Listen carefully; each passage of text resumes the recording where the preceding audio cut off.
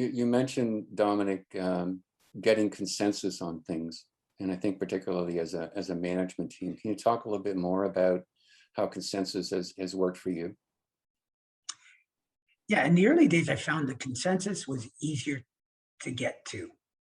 Smaller groups, less complex as an organization. But as you grow, uh, most people call it growing pains. The business grows in a more complex way. The roles grow. The number of roles also grow with that. So it just keeps getting bigger and bigger and bigger. And if you don't communicate and find a way to communicate in a very highly structured manner, you might be on the verge of consensus, but you feel like everyone's going in different directions because there's no structure. And sometimes you find yourself saying, we're saying the same thing, but we're arguing for some reason. And that's very common. Yeah, we call that violent agreement.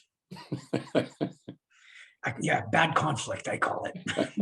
But then when things settle down, right, and you go back to the structure, you find that you can get to that consensus much easier. Hmm.